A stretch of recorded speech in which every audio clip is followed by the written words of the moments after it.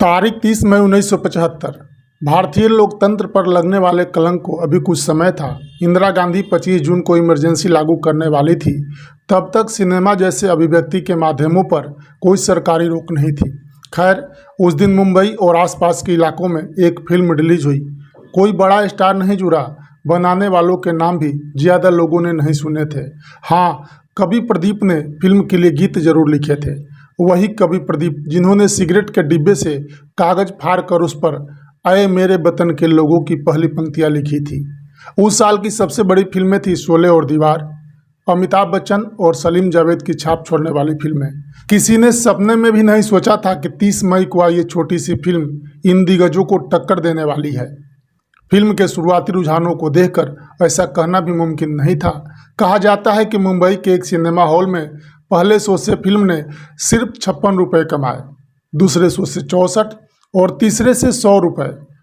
Trade experts जय संतोषी माँ नाम की इस फिल्म को बंडल बोल चुके थे, आई और गई मान चुके थे। उनके हिसाब से मैथोलॉजी फिल्मों का ट्रेंड एक दशक पहले ही खत्म हो चुका था। ऐसे में कौन उस देवी पर बनी फिल्म देखने आएगा जिसके बारे में ज़्यादातर लोगों ने सुना तक नहीं था। फिल्म जिन चुनिंदा सिनेमा घरों में लगी थी वहां लड़खड़ा ही रही थी। 10 दिन बीते कि अचानक ही दिशा बदल गई। ऐसा कैसे मुमकिन हुआ, इसका जवाब किसी भी सिनेमा के जानकार के पास नहीं था। लोगों ने इसे दैवीय इच्छा का नाम दिया। जय संतोषी माँ के शोज में जनता बड़ी संख्या में पहुंचने लगी। थिएटर वालों ने फिल्म के शोज बढ़ा दिए। ये भी पढ़ने को मिलता है कि गांव देहात से लोग अपने परिवारों के साथ सिर्फ ये फिल्म देखने के लिए शहर आते। फिल्म में संतोषी माता का किरदार निभाने वाली अनीता गुहा ने एक इंटरव्यू में इससे जुड़ा अनुभव साझा किया था। उनके मुताबिक मुंबई के बांद्रा में मैथोलॉजी फिल्मों का मार्केट नहीं था, वहां ये फिल्में नहीं चलती थी। लेकिन जय संतोषी माँ उसी इलाके के सिनेमाघर में 50 हफ्तों तक चली। देश भर में जय संतोषी माँ के सोच से सिनेमाघर रोशन थे। ये माना जाता है कि इस फिल्म को सुपरहिट करवाने में महिलाओं का बहुत बड़ा हाथ था। फिल्म की प्रमुख ऑडियंस में औरतें ही थी, इसलिए उनके लिए कई सिनेमाघरों ने युक्ति निकाली। जनाना शोज रखे गए। ये शोज शनिवार को होते क्योंकि उस दिन बच्चों का स्कूल सिर्फ आधे दिन का होता था, तो बच्चों के स्कूल से आने के बाद घर की औरतें फिल्म देखने आ जाती। जनाना शोज सिर्फ औरतों और बच्चों के लिए ही होते थे। जैसे ही सिनेमाघर के किवाड़ बंद होते वो किसी मंदिर में तब्दील हो जाता। कहा जाता है कि मैं तो आरती उतारू रे संतोषी माता की भजन आने पर औरतें आरती की थाल तैयार रखती। उषा मंगेशकर ने इस गाने को गाया था और सी अर्जुन ने संगीत दिया था। आगे चलकर इसी गाने को मंदिरों में संतोषी माता की आरती के रूप में भी इस्तेमाल किया जाने लगा। पर्दे की तरफ फूल उछालती, सिक्के फेंकती, गरबा करती। लोग सिनेमा घरों के बाहर ही अपने जूते चप्पल उतारते। फिल्म खत्म होने के बाद जब सफाई कर्मचारी आते तो देखते कि उनके पांव के नीचे की जमीन खन खन बज रही है। जय संतोषी माँ की लागत को लेकर अलग अलग आंकड़े मिलते हैं। कोई कहता है कि इसका बजट 3 से 3.5 लाख रुपए के बीच था। कोई बताता है कि फिल्म 11 लाख रुपए में बनी तो कोई 15 लाख मानता है। फिल्म के बजट को लेकर तय आंकड़ा नहीं मिलता, लेकिन यही बताया जाता है कि इसे कुछ लाख रुपयों के सीमित बजट में ही बनाया गया। हालांकि फिल्म ने पैसों के अंबार लगा दिए। ट्रेड रिपोर्ट्स के मुताबिक जय संतोषी माता ने 5 से 10 करोड़ रुपए के बीच की कमाई की थी। ये साल 1975 की सबसे ज़्यादा कमाई करने वाली दूसरी हिंदी फिल्म बनी। इससे ऊपर सिर्फ शोले थी और इससे पीछे थी दीवार, सन्यासी और प्रतिज्ञा जैसी बड़ी फिल्में। जय संतोषी माँ ने जो कारनामा कर दिखाया, उसके बाद बनाने वालों को उम्मीद थी कि अच्छे दिन आ गए, मगर ऐसा हुआ नहीं। फिल्म ने करोड़ों छापे, लेकिन प्रोड्यूसर को खुद दिवालिया घोषित करना पड़ा। वितरक के भी हाथ कुछ नहीं आया। फिल्म में संतोषी माँ बनी एक्ट्रेस को लंबी बीमारी से जूझना पड़ा। बाकी किसी एक्टर का सितारा भी कभी बुलंद नहीं हो सका। जब डायरेक्टर विजय शर्मा ने अनीता गुहा को जय संतोषी माँ ऑफर की, तब वो असमंजस में थी। पहली वजह तो ये कि वो पहले ही काफ़ी सारी मैथोलॉजिकल फिल्में कर चुकी थी और अब टाइप कास्ट नहीं होना चाहती थी। दूसरी वजह थी कि वो संतोषी माता के बारे में कुछ नहीं जानती थी। उन्होंने ऐसी किसी देवी का नाम ही पहली बार सुना था। बता दें कि अनीता ऐसा मानने वाली अकेली शख्स नहीं थी। इस फिल्म के आने से पहले संतोषी माता को क्षेत्रीय देवी की तरह देखा जाता था। वेंडी डोनिगर की किताब द हिंदूज के मुताबिक 1960 के दशक में उत्तर प्रदेश के कई इलाकों में औरतें संतोषी माता की पूजा करती। उनके नाम पर 16 शुक्रवार के व्रत रखे जाते। तो फिर संतोषी माता पर फिल्म बनाने का आइडिया आया कहाँ से? उसकी जगह ऐसे देवता को चुना जा सकता था जिसके बारे में लोग पहले से ही जानते हो। फिल्म के आइडिया के बीच पढ़ने की अलग अलग कहानियाँ पढ़ने को मिलती है। संतोषी माता के काफ़ी गिने चुने भक्त थे। उनमें एक थी विजय शर्मा की पत्नी। एक जगह लिखा मिलता है कि उनकी पत्नी ने विजय को प्रोत्साहित किया कि वो संतोषी माता पर फिल्म बनाए ताकि ज़्यादा से ज़्यादा लोगों को उनके बारे में पता चले। हालांकि फिल्म में बिरजू का किरदार निभाने वाले आशीष कुमार ऐसा नहीं मानते। उन्होंने अपने एक इंटरव्यू में कहा था कि उन्हें उस फिल्म की आइडिया आया था। उनके मुताबिक उन्हें संतान नहीं हो रही थी। पत्नी ने 16 शुक्रवार के व्रत रखने शुरू किए। वो बताते हैं कि 11वें शुक्रवार तक उनकी पत्नी प्रेग्नेंट थी। उन दोनों को एक बेटी पैदा हुई। इंटरव्यू के मुताबिक इसके बाद वो संतोषी माँ की आइडिया लेकर प्रोड्यूसर सतराम रोहरा के पास गए। सतराम किसी ज़माने में सिंधी फिल्मों के लिए गाते थे, लेकिन उन दिनों वो सिर्फ फिल्में प्रोड्यूस कर रहे थे। आशीष के मुताबिक सतराम को उनका आइडिया पसंद आया और फिल्म के लिए राजी हो गए। साल 1975 में आई जय संतोषी माँ को देश भर में देखा जा रहा था। ऊंची मीनारों वाले शहरों से होते हुए फिल्म छोटे शहरों तक पहुंच चुकी थी। लाखों करोड़ों लोगों की तरह इस फिल्म को गुजरात की रहने वाली ऊषाबेन ने भी देखा। जहां उनके आसपास के लोग फिल्म देखकर खुशी मना रहे थे, वो तिलमिला उठी।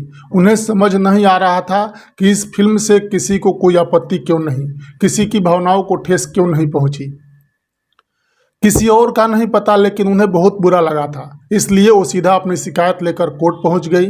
उन्होंने ये शिकायत की थी भाग्य लक्ष्मी चित्र मंदिर नाम की कंपनी के खिलाफ कि इस प्रोडक्शन कंपनी ने फिल्म बनाई थी। खैर, उषाबेन का कहना था कि फिल्म में भगवानों को गलत तरीके से दिखाया गया है। फिल्म कहानी बताती है सत्यवती नाम की लड़की की। वो संतोषी माता की बड़ी भक्त होती है। उसकी शादी के बाद ससुराल वाले परेशान करने लगते हैं।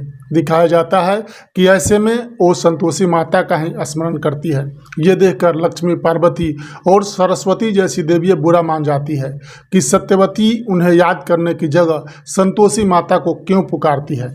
फिल्म में आगे वो दोनों देवियाँ सत्यवती के लिए मुश्किल खड़ी करना शुरू कर देती हैं ताकि उनकी आस्था की परीक्षा ले सके। बस इसी बात पर उषाबेन को आपत्ति थी कि फिल्म वाले कुछ भी दिखाने की कोशिश कर रहे हैं, अपनी फिल्म बेचने के लिए भगवानों को बुरा दिखा रहे हैं। 12 फरवरी 1976 को गुजरात हाई कोर्ट के जस्टिस ए देसाई की बेंच ने इस मामले पर सुनवाई की। उनका कहना था कि अगर आपकी भावनाएं आहत हो रही है तो आप फिल्म मत देखिए। उषाबेन का कहना था कि संतोषी माता का पुराणों में जिक्र नहीं मिलता। उनके नाम पर रखे जाने वाले व्रत दंत कथाओं से आए हैं। इस पर कोर्ट का रुख साफ था कि वो फिल्म बनाने वालों की अभिव्यक्ति की आज़ादी नहीं छीन सकते। केस खारिज हो गया। 1950 के दशक में एक टैलेंट हंट कंपटीशन जीतने के बाद अनीता गुहा का प्लान था जल्द से जल्द फिल्मों से जुड़ने का, लेकिन निजी कारणों की वजह से ऐसा नहीं हो सका। बहरहाल कुछ सालों बाद वो कलकत्ता से बम्बई आ गई, लेकिन इस शहर में कोई रास्ता सुझाने वाला नहीं था। फिल्में मिलने लगी थी, लेकिन कोई ये बताने वाला नहीं था कि ये करो और वो वाली छोड़ दो। यहूदी की बेटी से लेकर मुरमुर के नादेक तक वो सब तरह की फिल्में करती चली गई। इनमें से ज़्यादातर वो थी जिन्हें सस्ते बजट से तैयार किया जाता। बहुत आयात में ऐसी फिल्में करने के बाद उनके करियर में मैथोलॉजी का दौर आया। संपूर्ण रामायण, कनकन में भगवान, देवकन्या और महारानी पद्मिनी जैसी फिल्में जुड़ती चली गई। जब तक उन्हें समझ आता कि ऐसी फिल्मों में वो टाइप कास्ट हो चुकी हैं, तब तक देर हो चुकी थी। उनके हिस्से आराधना और अनुराग जैसी बड़ी फिल्में आई भी तो वहाँ रोल यादगार नहीं थे। ऐसी फिल्मों से गुजरती हुई वो पहुंची जय संतोषी माँ तक। फिल्म के डायरेक्टर विजय शर्मा ने अनीता को लेकर इससे पहले महापावन तीर्थ यात्रा भी बनाई थी। अनीता ने बताया था कि जय संतोषी माँ को हर दूसरी फिल्म की तरह ही देख रही थी। फिल्म में उन्हें ही भगवान वाला रोल करना था। पूरी फिल्म में उनकी ज़रूरत नहीं थी। उनके हिस्से के सीन सिर्फ 10 से 12 दिनों में ही शूट किए जाने थे। वो पहले दिन सेट पर पहुंची। सीमित संसाधनों की वजह से सब कुछ जल्दी शूट करके निपटाना था। इसी हड़बड़ाहट में अनीता का नाश्ता छूट गया। दोपहर के खाने का वक्त हुआ, तभी काम ज़्यादा था। उन्होंने खाना नहीं खाया। शाम होते होते ये बात पता चली कि विजय शर्मा को उन्होंने पूरी टीम के लिए शाम को खाने की व्यवस्था करवाई, लेकिन अब अनीता ने खुद की मर्जी से नहीं खाया और ऐसा किसी नाराज़गी में आकर नहीं किया। उन्होंने अपने उस दिन को व्रत की तरह माना। बताते हैं कि अनीता ने जितने दिन जय संतोषी माँ की शूटिंग की, उस हर दिन व्रत रखा। फिल्म पर उनकी और दूसरों की मेहनत रंग लाई। लोगों ने उनका बाहर निकलना मुश्किल कर दिया। जहां भी वो दिखती, लोग उनके पैरों में गिर जाते। उन्हें देखकर संतोषी माँ कहकर पुकारने लगते। औरतें उनकी गोद में अपने बच्चों को रख देती कि माँ इसे आशीर्वाद दो। लोगों को इस बात से सरोकार नहीं था कि अनीता गुहा कौन है। वो बस संतोषी माता को देखना चाहते थे। अनीता के साथ वो होने वाला था जो एक दशक बाद रामानंद सागर के रामायण के कलाकारों के साथ हुआ। अनीता ने जय संतोषी माँ के बाद और भी फिल्में की, लेकिन वो बिल्कुल भी नहीं चली। इशारा साफ था, लोग उन्हें सिर्फ संतोषी माँ के अवतार में देखकर ही खुश थे। कुछ फिल्में करने के बाद अनीता इंडस्ट्री से दूर हो गई।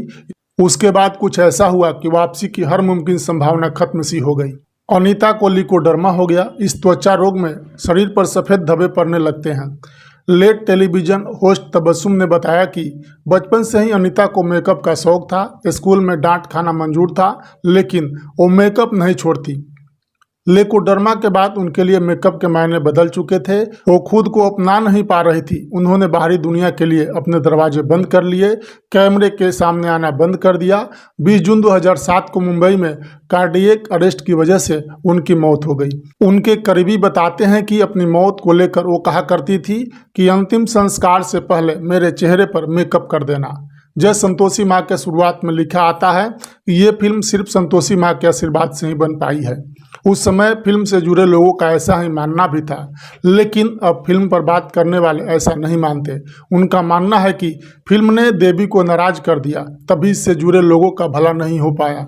ज़्यादातर लोग गुमनामी में ही रहे। फिल्म ने करोड़ों रुपए छापे, लेकिन बनाने वालों तक वो पैसा कभी पहुंचा ही नहीं। बताया जाता है कि जय संतोषी माँ को कोई वितरक लेने को तैयार नहीं था। करीब 50 वितरकों को ये फिल्म दिखाई गई। सबको लगता था कि ये मामला रिस्की है। अंत में जाकर केदारनाथ अग्रवाल और उनके पार्टनर संदीप सेठी ने फिल्म को डिस्ट्रीब्यूट करने की जिम्मेदारी ली। फिल्म बनकर रिलीज हुई, ऑल टाइम ब्लॉकबस्टर बनी, लेकिन बनाने वालों को पैसों की शक्ल देखना नसीब नहीं हुआ। प्रोड्यूसर सतराम रोहरा ने खुद दिवालिया घोषित कर दिया। सामने आया कि केदारनाथ के भाइयों ने उन लोगों के साथ धोखेबाजी की और बीच में से खुद सारी कमाई लेकर पार हो गए। ये पैसा सतराम या केदार तक नहीं पहुंचा। इस घटना के कुछ साल बाद केदारनाथ को लकवे का अटैक आ गया था। फिल्म के रिलीज होने के बाद एक्टर आशीष कुमार ने संदीप सेठी के खिलाफ केस कर दिया था। उनका कहना था कि 15% मुनाफा देने की बात कही गई थी, लेकिन ऐसा नहीं हुआ। हालांकि संदीप का कहना था कि आशीष झूठ बोल रहे हैं। उनके मुताबिक आशीष ने 35,000 रुपये लेकर फिल्म के राइट्स और 15% मुनाफा छोड़ दिया था। मामला कोर्ट में चलता रहा। कुछ समय बाद आशीष ने अपनी शिकायत वापस ले ली। इस कानूनी रस्साकसी से किसी का भला नहीं हुआ।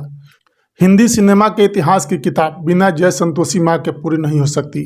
जिस वक्त 16 सिनेमा घरों में चिंगार रही थी, उस वक्त ये फिल्म बिना किसी स्टार पावर के दम पर हाउसफुल कर रही थी। उसके कलाकारों के जीवन को कुछ समय तक चकाचौंध से भर दिया। बस इसकी लेगेसी उतनी सुंदर नहीं रह पाई। फिल्म से जुड़े लोगों के लिए आज की तारीख में उसे याद करना चुभने वाला अनुभव बन गया।